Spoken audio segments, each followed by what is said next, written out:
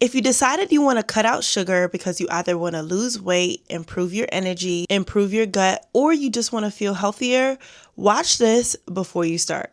Hi, my name is Kiatatyana. If you're new here, I make personal, life, health, wellness content for the girls who want to improve themselves from the inside out, because we know beauty comes from within.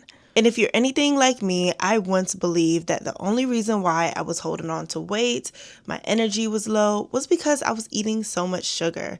And I thought that just removing complete white and brown sugar from my diet, I would be totally okay. But what I didn't realize is my gut was still being affected because I didn't realize how much and where sugar was actually being placed in my day-to-day. So if you like this type of content, like this video, join the community and let's get started. So first, what I didn't realize is that not all sugar is measured equally or is the same. Sugar occurs in things like fruits, but sugar is also in drinks and snacks and packaged foods. So there's a difference in sugar in placement, but what companies will want you to believe is that completely removing the sugar would help you to reach your goals a little bit faster. So you would see things at the grocery store like sugar-free syrup, sugar-free salad dressing, sugar-free drinks, and a list of sugar-free products, but don't even realize that those sugar-free products has other ingredients in there that will counteract your main goal. So in essence, sugar-free doesn't automatically mean you're healthier, and I wish I knew that before.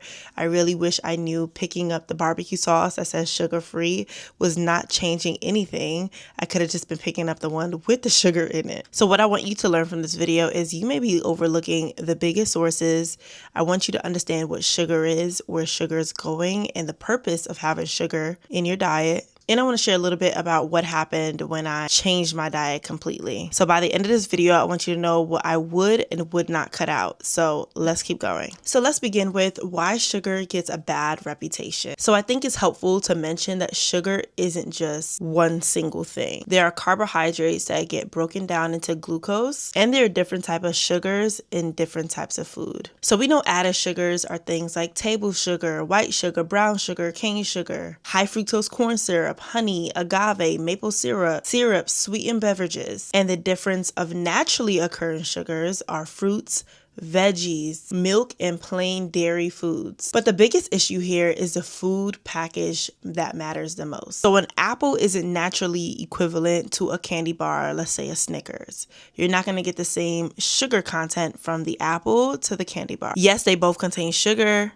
but one is naturally occurring and one is an added sugar. So when you think of an apple, we know that apple comes with fiber, it comes with minerals, it comes with nutrients, water, vitamins, and plant compounds. Where a candy bar may provide substantially more sugar with less nutrients, a little bit of fiber, and totally different effects. That's why simply saying sugar is sugar is not effective. So where I think the conversation gets a little bit complex is the added sugar, especially when it shows up in foods and drinks that don't really need to be sweetened. So let's talk about a possible breakfast. Instead of a sweetened pastry like a croissant and a hot coffee or iced coffee, and then you have your eggs, your avocado, and your berries. The point is one meal wouldn't ruin your health, because we know one meal cannot destroy everything that has gone on in your body. It's a buildup. It's your pattern. It's your continuous daily life that matters the most. So I want you to think about, what does your overall pattern look like? Okay, let's go into the juicy part. Let's talk about the sugars you don't even know that you're eating. And I like to call it the sugar trap. The first thing I would do before cutting out sugars is understanding where I'm getting my sugars from. Because I know for somebody like myself, I was saying I don't eat candy, so I'm not really eating so much sugar. Because I may not be eating candy, but I'm having sweetened granola, coffee, flavored yogurt, cereal, bread, pasta sauces, salad dressings, ketchup, protein bars, sweetened plant milk, juice, sport drinks, and the list goes on. Because I used to pick up the labels at the grocery store and see that it says 8 grams of added sugar per serving, but I wouldn't even eat that many servings, so I really wouldn't care. So now I look for words like cane sugar or regular sugar, corn syrup or syrup, molasses, brown rice syrup, fruit concentrate, or other added sweeteners, or something that says other sweetening ingredients. Because if I'm seeing multiple added sweeteners in the ingredient list, that's something that I will personally not go for. Because here's the thing, you don't want to obsessively count every sugar that you're eating in every product that you pick up. That gets very unhealthy. It's not sustainable. You sometimes can crash out from that because now you're over obsessing over a lifestyle that you're going to eat sugar in some sort of way. You can't completely remove it out of your life unless you're not eating fruits and veggies. Then what are you eating actually? When going to the grocery store, be intentional about the sugars that you're picking up. So I personally don't pick up any type of fruit sport flavored drinks because of the sugar content, but also the ingredients that are listed. I speak a lot about ingredients over here on this page because I have learned so much how bad ingredients are snuck in there that don't belong in there. The dyes, the yellow dye, the blue dye, the red dye, and all the effects that it has on inflammation and sugar, and that goes hand in hand. So when I go to the grocery store and I want a flavored drink, I would either get coconut water that says 100% coconut water. There's other brands that make 100% fruit juice. Don't let it say not from concentrate or anything like that. 100% only. Those get pricey. So if you want to make them at home, you can and save a buck. So let's talk about what happens when you actually reduce the sugar. So in the beginning, you may have really, really strong cravings. I like to call them withdrawals because honestly, your body is addicted to this sugar. It's very hard to completely remove sugar or just sugar in general, the things that you naturally like sweetened. Even somebody like me, I've been on this journey of reducing how much maple syrup and honey I add to every meal because I realize that I'm adding it to almost every single thing that I eat in a day. And yes, sugar can still spike your blood sugar, and we don't want that. So some people may experience strong cravings, wanting a dessert after every meal, missing your sweet drinks, feeling like your food tastes bland, or even just habitual snacking. If you're snacking straight throughout the day, that's something that I will pay attention to and try to get a little bit more control over that. But one thing I had to realize is craving something doesn't actually mean my body needs it or I need it. Because what we're teaching ourselves here is to actually break a routine. Because think about it. If you've had something sweet every single day after a meal at, let's say, 8 p.m. sharp for the last 3 to 4 years, your body's going to notice the day that you don't have that sweet treat. Because it's become a habit. It's become a routine. Now you want your palate to adapt to its new situation and what your actual goals are. You actually have to train your mind with this. I feel like when it comes to food in general, especially healthy eating, it's all a mind game. You have to train your brain into choosing what's best for you. I like to say, as a believer, I'm choosing my spirit over my flesh because my flesh will love all the funnel cakes. Yeah. But seriously, when it comes to palate adaptation, when you reduce the amount of sugar that you're eating from a day to day, when you taste something that has sugar in it, so let me give you an example. I've been refined sugar free for 10 months now today. Refined sugar free means no brown sugar, no white sugar, no table sugar. I'm only eating maple syrup and honey. I bought some cookies for a project that I was doing the other day for all my guests that were there. I bought some cookies from Kroger for them because I didn't want to just sit there and bake a whole bunch of cookies for everybody. I would have done that, but the cookies that I brought was these cookies from Kroger.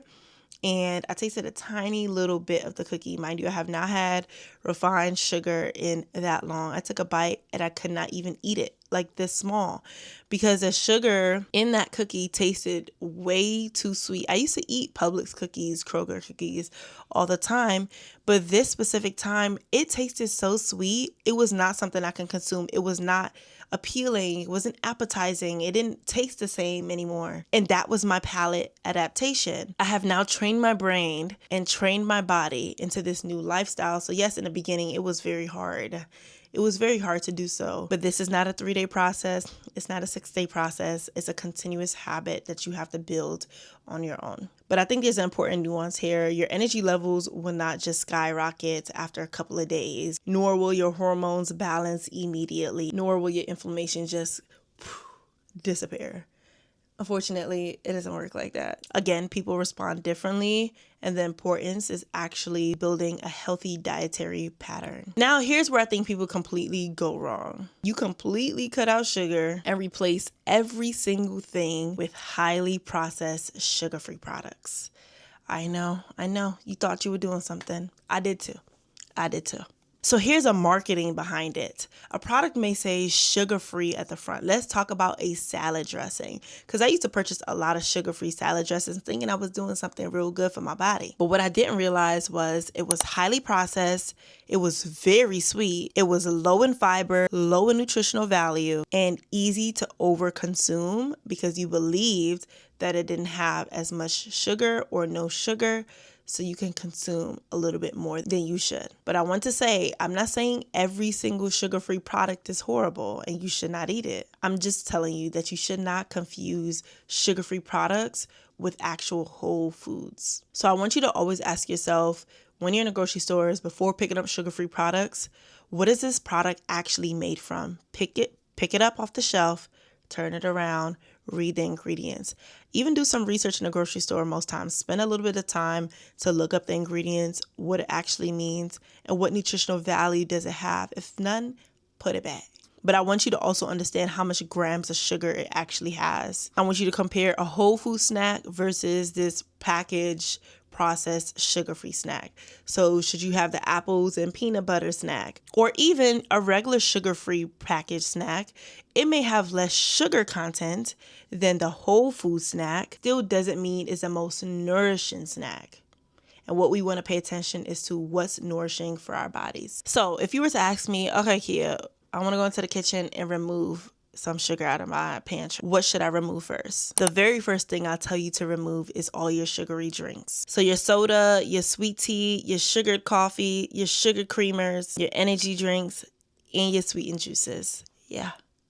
So when it comes to these drinks, is you're consuming calories and sugar with no nutrients, no nutritional value. You won't feel satisfied. You will still feel thirsty, or you still would feel like you want something else after that. When if you pick up something that is whole foods or clean ingredients or coconut water, or making your own creamer at home with cleaner ingredient products, you'll feel more satisfied than choosing the other option. Second thing I would have you remove is desserts. This does not mean you're never gonna have the dessert again, because I eat desserts, okay? I think that is important to have desserts that you genuinely enjoy, because life is too short. Tomorrow's not promised, and I want you to enjoy your life with some parameters. But I want you to remove your highly sweetened, highly processed breakfast foods. So all the processed breakfast cereals that you have in your pantry, pastries, your flavored yogurts, and your breakfast bars, because have y'all seen the labels? But I want you to replace it and ask yourself, how can I make my breakfast more filling with protein, fiber, and whole foods? Next are your sauces and condiments, the one that people dread the most. It's not that these condiments are messing up your health. It's the ingredients, the way they're packaged, the way that they formulate them, that's damaging for your health. So I always pick up condiments if it's just made with 1 or 2 ingredients. If not, when it comes to things like ketchup and barbecue sauce, you can totally make that at home. I have so many recipes like that on my TikTok, but I think I'm gonna share some over here on YouTube. Also, for your in-between snacks throughout the day, your packaged snacks, that's what you want to pay attention to, because sometimes we can binge it without even realizing how much we're having. So I like to snack on things like pumpkin seeds. Costco sells this seasoned with salt. It's delicious. It provides iron. It provides magnesium. So there's nutritional content, and you still get the crunchy feel that most people want in a snack. So there's so many options when it comes to a healthier snack that doesn't contain sugar or added sugar or processed sugar. So let me be clear. This is what I would not cut because you are reducing sugar or cutting out sugar. This does not mean you should remove all your berries. Please hear me. I'm not telling you to cut out fruit because you are removing sugar. Please understand that. Please understand that whole fruit comes with packaged nutrients, fiber, water, vitamins, minerals, and other plant compounds that is really good for your body. So your berries, your apples, your oranges, your kiwi, mango, and bananas all have their own nutritional benefits that I believe you should still continue consuming Also, please don't look at every naturally occurring sugar in a fruit as a gram that you need to count. The goal is never to make a zero sugar diet or zero sugar lifestyle. The goal is always less unnecessary added sugar and more nutrient dense foods. So here's what I really want you to take away from today's video. Removing sugar does not automatically mean a healthier diet. You could eat all the sugar-free cookies, sugar-free cereal, sugar-free milk, sugar-free drinks, sugar-free snacks, and still have a diet that's heavily processed. So instead, ask yourself, am I consuming enough protein, eggs, lean protein, chicken, fish, beans, lentils, meat? Am I eating enough fiber? So again, your vegetables, your fruits, your lentils, your beans, whole grains if your body tolerates it. But also, am I drinking enough water? Am I getting enough sleep? Am I moving my body? All those play such a major role because health is more than just one ingredient, and health does not just come from what you're eating. So if you made it to this part of the video, I'm proud of you. Aww. But I want to give you a 7-day realistic challenge. Days 1 to 2, don't change anything. Just notice and really analyze yourself. Write down the things that you drink. Write down what you snack on. Write down what you ate for breakfast and where all your added sugar shows up. Then day 3 to 4, I want you to replace your sugary drinks. So instead, you could do things like water, herbal teas, coconut water, sparkling water. I love the Saratoga brand. It's really good. It's very fizzy. And black coffee, or sweeten your coffee with maple syrup or honey, 1 tablespoon. And then days 5 to 6, I want you to build your meals around protein, fiber, healthy fats, and carbohydrates. So instead of constantly thinking, how can I get less grams of sugar each day? You're paying attention more to the nutrients that you're ingesting. Because to make this sustainable, you don't want your definition of success to be, I'm never eating sugar again. Because then you're setting yourself up for an all or nothing cycle, and that's just not sustainable. When I first changed the way that I was eating, I thought that being healthy meant I have to take away every single thing that I love. I have to completely change my entire life to fit this way that's conducive to building a healthy body. But I quickly realized I don't want to build a healthy body around fear of food. I want to build a life and a body that understands foods, understands its properties, its values, its nutrients, and then I have a better love and appreciation for the foods that can actually heal certain things about my body. So if you want me to take you grocery shopping and show you exactly what I buy for an anti-inflammatory, low sugar lifestyle, comment grocery below. And if you're trying to change your health without falling into another extreme diet, subscribe, because that's exactly what we're doing over here. I love you. You got this. And let me know, are you starting this 7-day challenge? I'll meet you in the comments. Bye.